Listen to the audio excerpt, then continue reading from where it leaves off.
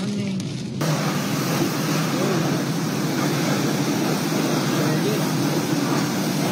Tumigil!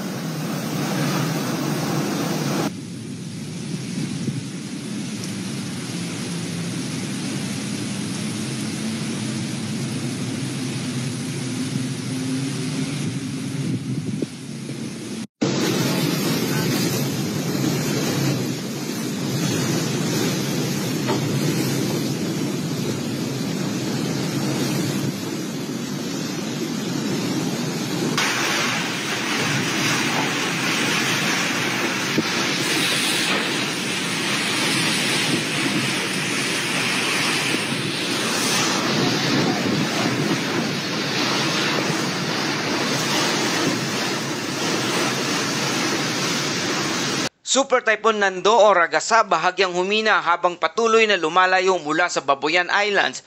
Storm surge warning, nakataas pa rin sa Batanes, Cagayan, Ilocos Norte at Ilocos Sur. Mabibigat na pag-ulan asahan sa Northern Luzon habang southwest monsoon o habagat magdadala rin ng ulan sa malalaking bahagi ng bansa. Bagong low pressure area o LPA posibleng maging tropical depression sa loob lamang ng 24 oras.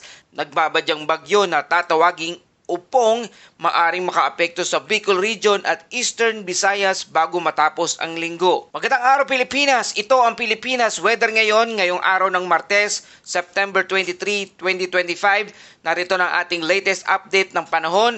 Pero bagong lahat, please like, share, and subscribe para lagi nga updated sa panahon. Salamat sa inyong suporta. Mga kababayan, narito na ating latest update tungkol sa Super Typhoon Nando. As of 2 a.m. ngayong Martes, nananatili pa rin sa loob ng Philippine Area of Responsibility o PAR ang Super Typhoon Nando na may international name na Ragasa.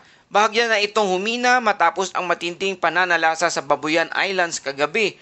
Ngunit nananatili pa rin isa sa pinakamalalakas na bagyong tumama sa ating bansa ngayong taon.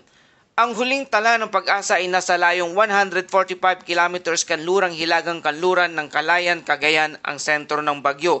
Taglay pa rin ito ang pinakamalakas na hanging umaabot ng 205 kilometers kada oras habang ang bugso naman ay umaabot ng 285 kilometers kada oras. Patuloy itong kumikilos pakanluran sa bilis na 20 kilometers kada oras. Ibig sabihin mga kababayan, unti-unti nang lumalayo ang sentro na ng bagyo sa ating bansa at posible itong lumabas ng PAR o Philippine Area of Responsibility bukas ng umaga, September 24.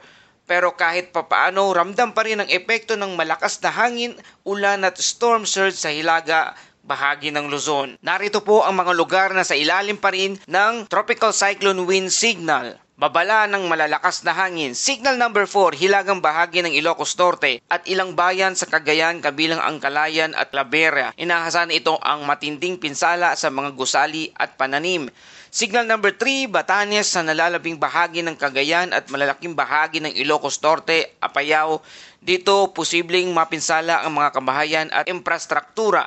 Signal number 2, hilagang Isabela, Abra, Kalinga, Mountain Province, Ifugao at bahagi ng La Union. Signal number 1, kasama ang Quirino, Nueva Vizcaya, Pangasinan, Aurora, Bulacan, Pampanga at hilagang Quezon kabilang ang Pulilio Islands. Mga kababayan, sa ilalim ng mga signal na ito, manatili po sa ligtas na lugar at sumunod sa utos ng mga inyong lokal na opisyal o pamahalaan o local governments unit. Nakataas pa rin ang storm surge warning number 12 at posibleng umabot sa 2 hanggang 3 metro ang taas ng alon at pagtaas ng tubig sa mga baybaying dagat ng Batanes, Cagayan, Ilocos Norte at Ilocos Sur. Sa ibang lugar naman ay posibleng umabot 1 hanggang 2 metro ang taas ng storm surge. Kapag sinabi nating storm surge, ito ay bigla ang pagtaas ng tubig, dagat na dala ng malalakas na hangin at mababang presyon sa gitna ng bagyo. Mas mapanganib pa ito kaysa ordinaryong pagtaas ng alon dahil maaari itong lamunin ang mga kabahayan malapit sa dagat. Kaya paalala, iwasan ang pagpunta sa baybayin, ipagpaliban ang lahat ng gawaing pandagat at maging alerto sa abiso ng mga otoridad. Dahil kay Nando at pinalakas nito ang southwest monsoon o habagat, narito ang inaasahang ulan. higit 200 mm o katumbas ng 2 linggong ulan sa loob lamang ng isang araw sa Ilocos Norte, Ilocos Sur, La Union at Benguet. 100 to 200 mm naman na dami ng ulan o buhos ng ulan sa Batanes, Cagayan, Apayao at Abra.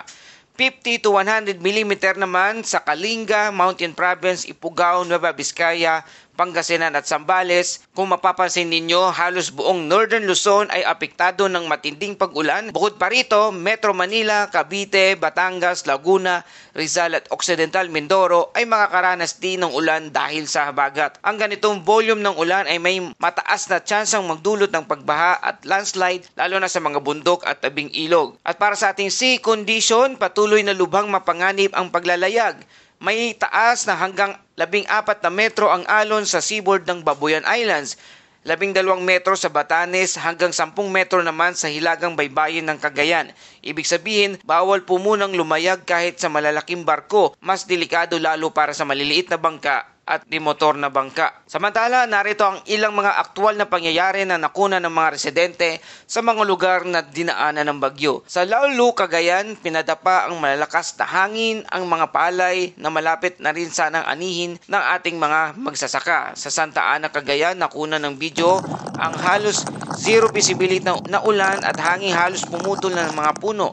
Sa Babuyan Islands, ilang residente ang nakaranas sa tinatawag na mata ng bagyo, bigla ang pagkalma ng panahon, ngunit pagkatapos ng ilang minuto'y bumalik ang matindi at paminsalang hangin ng ulan. Mga kababayan, ito ang dahilan kung bakit delikado ang bagyo.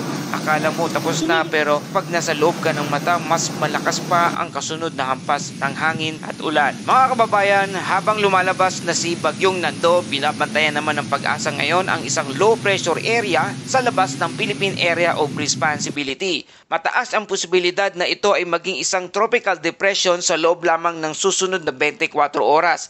Kapag pumasok ito sa Philippine Area of Responsibility o PAR, tatawagin na itong isang bagong bagyo. Ang sunod na bagyo ay papangalan ng Bagyong Upong. Posible itong makaapekto sa Bicol Region at Eastern Visayas pagsapit ng Biyernes ngayong September 26. Patuloy po natin itong babantayan, imo-monitor ang galaw nitong bagong bagyo na ito. Mga kababayan, kung ikukumpara natin ang mga nakaraang bagyo tulad ng Super Typhoon Lawin noong 2016, halos pareho ang laki ni Nando. Ngunit ang maganda, mas handa na ngayon ang ating mga local government units o LGUs at mas maaga rin ang nakakapagbigay ng babala ang Pag-asa.